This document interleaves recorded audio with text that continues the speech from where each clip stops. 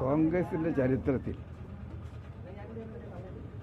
കേരളത്തിൽ ഇത്രയേറെ വനിതാ എംഎൽഎമാർ, ചെറുപ്പക്കാരായ എംഎൽഎമാർ, പട്ടികജാതി എംഎൽഎമാർ ഉണ്ടായൊരു കാലമില്ല.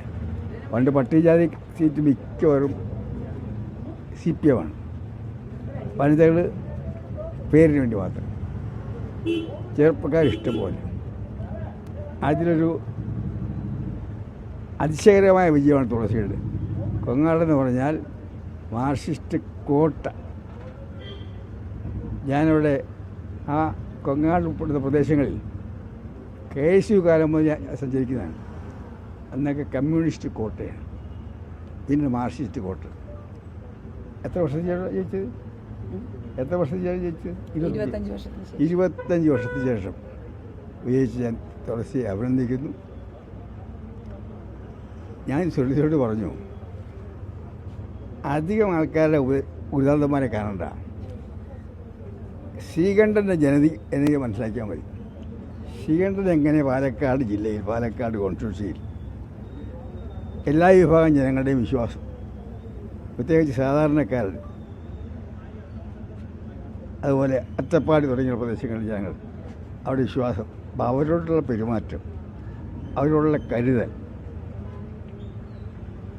അതെല്ലാം ശ്രീകണ്ഠൻ കാണിച്ച മാതൃക തുളസിയും കാണിച്ച മാത്രം മതി. അങ്ങനെ വന്നാൽ കോങ്ങാട് തുളസിയുടെ മണ്ഡലമായിട്ടുണ്ട്. പിന്നെ ഒരു കാര്യം കൂടെ പറഞ്ഞു, കേരളത്തിൽ മാറി മാറി വന്ന ഗവൺമെൻറ്റുകളെല്ലാം ആയിരക്കണക്കിന് കോടി ഒഴുക്കിയതാണ് അട്ടപ്പാടി. ഞാൻ മുഖ്യമന്ത്രി ആയിരുന്നപ്പോഴത്തേക്ക് ജപ്പാൻ സഹായത്തോടു കൂടി ആകാശത്ത് പറഞ്ഞ പദ്ധതി കൊണ്ടു. ആഘോഷ ഭൂമി മുഴുവൻ അവിടെയെല്ലാം കാട് വെച്ച് പിടിപ്പിച്ചു, വീടുണ്ടായി. പക്ഷേ പിന്നെയും അട്ടപ്പാടി പഴയ നിലയിലാണ്. ഒരു പ്രത്യേക കണ്ണ് അവിടെ കൊണ്ടുവേണമെന്ന് പറഞ്ഞു. ഞാൻ ഉപദേശിക്കേണ്ട കാര്യമില്ല. തുളസി വളരെ സാധാരണ നിലയിൽ നിന്നും KSU നിന്ന് കൂടി പൊരുതി ജീവിതം മുഴുവൻ പോരാട്ടത്തിൽ കൂടിയാണ്, പോരാട്ടത്തിൽ കൂടി വന്ന നേതാവാണ്. അവൾ അധികം ഉപദേശിക്കാൻ ഞാൻ ആളല്ല. എല്ലാ ആശംസകളും.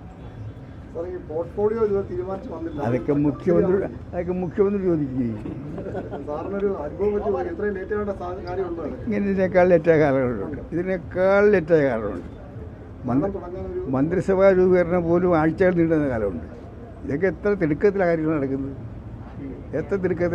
നടക്കുന്നത്, തീരുമാനങ്ങൾ.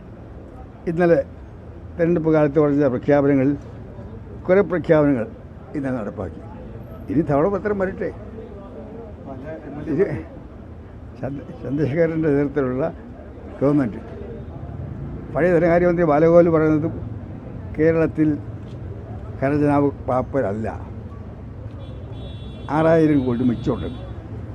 ഗവൺമെൻറ് പഠിക്കട്ടെ.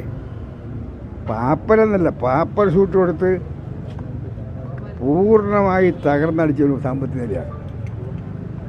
ഞാൻ 2001 വന്നപ്പോൾ ഞാൻ പലപ്പോഴും പറഞ്ഞിട്ടുള്ളതാണ്, മുഖ്യമന്ത്രിയായി എനിക്ക് ഡൽഹിക്ക് പോയ Indian airlines Kerala government ticket കൊടുക്കാൻ പറ്റില്ലെന്ന് പറഞ്ഞാൽ അതിനേക്കാൾ 10 ഇരട്ടി തകർന്ന ലാഭമാണ്.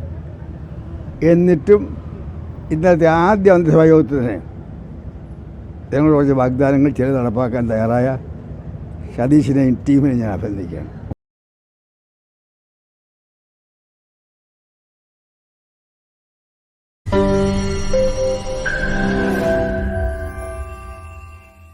ലോകത്തെവിടെയായാലും ഏത് സമയത്തും 24 വാർത്തകളും ഓഗ്മെന്റഡ് റിയാലിറ്റി പാക്കേജുകളും എക്സ്പ്ലെയിനറുകളും വിശദമായി കാണാൻ ഞങ്ങളുടെ YouTube ചാനൽ നിങ്ങൾക്ക് സബ്സ്ക്രൈബ് ചെയ്യാം.